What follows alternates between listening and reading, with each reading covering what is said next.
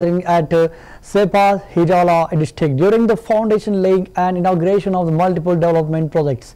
The initiatives all focused on strengthening infrastructure in key sectors such as health, education and public services, reflecting the government's commitment to the improving quality of life for residents.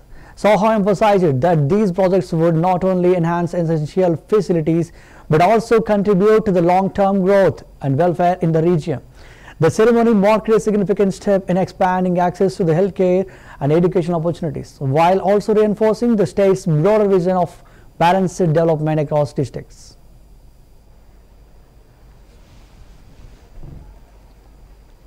সবাইকে নমস্কার, যতন খুলুঙ্খা। আজকে সোনামুড়া মহকুমা শাসকের যে নতুন office ভবনের যে উদ্বোধন সহ মোট 18টি বিভিন্ন উন্নয়নমূলক প্রকল্পের যে উদ্বোধন এবং ভিত্তিপ্রস্তর স্থাপন ভার্চুয়ালিতে সিপাহীজলা ডিস্ট্রিক্টের, সেই উপলক্ষে আমাদের মাঝে উপস্থিত আছেন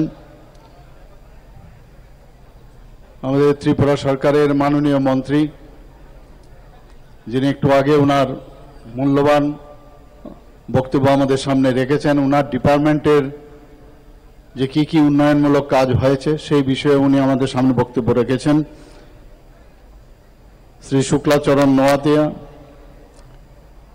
কোঅপারেশন এবং অন্যান্য দপ্তরের মাননীয় মন্ত্রী আমাদের মাঝে উপস্থিত আছেন। এই জেলারই সবার প্রিয় ত্রিপুরা সরকারের মাননীয় মন্ত্রী হায়ার এডুকেশন এবং পঞ্চায়েত এবং অন্যান্য দপ্তরের শ্রী কিশোর বর্মন মহোদয়, উনিও বিস্তারিতভাবে আমাদের সামনে ওনার আলোচনা রেখেছেন। এখানে উপস্থিত এই জেলার যিনি সভাধিপতি জেলা পরিষদের শ্রীমতী সুপ্রিয়া দাস দত্ত মহোদয়া, আমাদের মাঝে উপস্থিত আছেন বক্সনগর বিধানসভার মাননীয় বিধায়ক তোফাজ্জল হোসেন মহোদয়। আমি দেখলাম অনেকগুলো বক্সনগরের মধ্যে অনেকগুলো ইনগুরেশন এবং ভিত্তিপ্রস্তর হচ্ছে। উনি বারবারই আমার কাছে চলে আসেন, এটা করতে হবে সেটা করতে হবে। তো আমি আজকে বলছিলাম যে বেশিরভাগই তো তোমার এখানে হচ্ছে, তো বললে তো আপনার ইচ্ছাই সেটা হচ্ছে। আমি বললাম